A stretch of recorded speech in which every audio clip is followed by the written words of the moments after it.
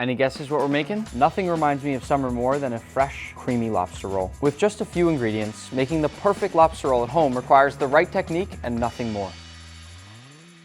I live in Boston, which is the lobster roll capital of the world, and we're also very close to Maine, which is where the best lobsters in the world come from. So these lobsters that you're looking at right here were literally caught fresh this morning by my friend Captain Kurt, who's a lobsterman up in Maine, and he drove these down to me and dropped them off just minutes ago. So these lobsters are as fresh as they can possibly get. I like to start my lobster rolls off by steaming my own lobster and getting fresh meat. The first thing we'll do for steaming lobsters is fill the bottom of a pot with just a bit of water, maybe an inch, inch and a half. You can see there's barely any water in here. We're not boiling the lobsters, we're steaming the lobsters. The most important first step before you cook a lobster is to remove these rubber bands. If you smell one of these, they smell terrible. And if you leave these on your lobsters when you're cooking them, it's gonna taste like rubber. So if you ever see anybody cooking their lobsters with the rubber bands on, I would stop listening to them because they don't know what they're doing. To put my lobsters asleep before they go into the pot, I like to lay down a towel, then place them all down, then we cover them up, and I'm not gonna show you this part, but one quick crunch and they go to sleep. Supposedly that's the nicest thing to do before you cook them. Then we'll move over to our pot of boiling water and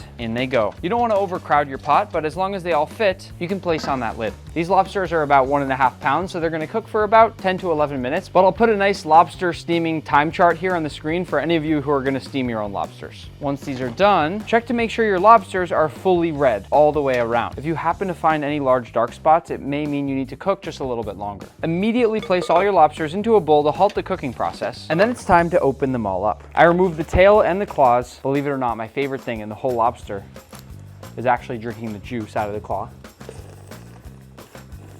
And with the head, you can save this for stock and then chew on all the legs. There's still some juice and meat in there. I'll do the same thing for all 3 of my lobsters. And then just remove all the meat. When you spend this much money on lobster, you wanna make sure to get every last bit of meat. So if you decide to make lobster rolls from scratch like I am, make sure you know how to remove all that meat. I have plenty of other videos explaining that. When it comes to the claws, you can use a cracker or you can use a knife like that. If your lobster is soft shell, you can also just crush open into it with your hands and all that meat should come right out. I think the claws have the best tasting meat in the entire lobster. So if I ever want to make someone a perfect lobster roll, and if I'm being really picky, I might just make it with all those beautiful claw meat morsels. Sometimes when I'm breaking open lobsters, I try to see if I can get all that claw meat out in one piece, just like this. Once I've collected all my meat, I'm going to toss this in the fridge to cool down a bit while we prep our other ingredients. We will start by chopping up some celery. The reason I use celery in my lobster rolls is because I feel like it gives a really nice crunch and texture. And just like when I think about any food, I think all the time about balance. And with my lobster rolls, I want them to have a nice balance of hot and cold, of soft and chewy and crunchy. I want them to have a little bit of everything. I like to chop the celery up nice and fine, definitely not too big, but also not too small. Some people also like to add a little bit of celery salt if they're using celery, but I tend to let the lobster meat speak for itself. I also like to chop up a few chives. These tend to give a really nice flavor, but also a nice pop of color on the top of those lobster rolls. And then very important is the bread. You need to choose rolls that will give you a nice soft and fluffy texture, but not overpower your whole lobster roll. And the way that I prepare these is slicing off the ends because I'm going to toast the sides of these to give a really nice crust as well as some nice buttery flavor. And now that everything is prepped out, I'll grab my lobster meat from the fridge once again, place this down in the center of my cutting board. I forgot that sometimes lobster meat will sort of stain your cutting board, so I'm going to use a secondary cutting board for this. And then I'll chop up all that lobster meat into small bite-sized pieces. This is also a really great time to make sure that there's no shell because there's nothing worse than biting down into a lobster roll that you've spent a bunch of time on and then getting a big piece of shell. I like to leave all the lobster meat about this size. It gives a nice chewy texture, but not too much, and it shows that it actually came from a real lobster. But it often tastes even better and is more fun to eat if you have different sizes throughout. So it's okay if all your lobster meat ends up being slightly different sizes. Just make sure there aren't any pieces that are too big. I need to taste a piece to make sure it's not poisonous. It's not. Now to put everything together. Add all your chopped lobster meat to a bowl. See what I mean by the cutting board being all stained? Then add in your celery, a few of those chives, but I like to save a couple more for the top. Then a generous shower of lemon zest. That's where you really get that lemony flavor. And it's also nice to add in a little squeeze of lemon juice because all of that acidity helps to cut down that fatty and creamy flavor of the mayonnaise. Last but not least, I'll add some fresh cracked pepper, a small pinch of salt, and a little bit of this secret seasoning blend. Kind of like Old Bay, but it's secret, so I can't tell you what it is. And now we mix. The goal with a good lobster roll mix is making sure that that mayonnaise mixture just barely coats the outside of each piece of lobster. You still want to be able to see all those nice beautiful colors on the lobster meat. Nothing should be overpowering the lobster. Give it a taste.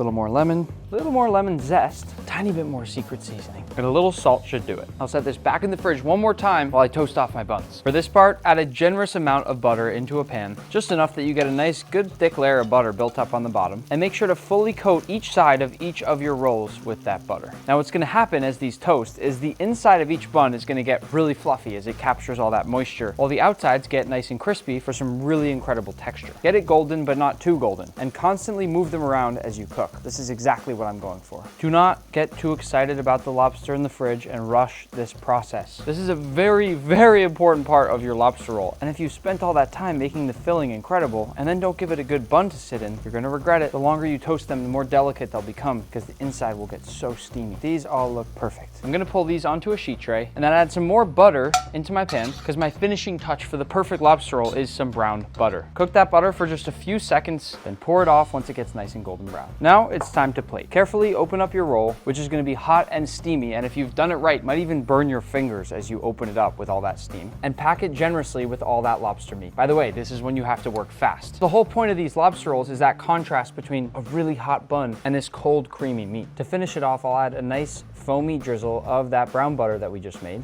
I'll top it off with a little bit more lemon zest and just one last pinch of chives. I like to plate my lobster rolls just like I had them growing up, on a cheap plastic tray with a nice big pile of potato chips and always a nice big lemon wedge. And that is the perfect lobster roll.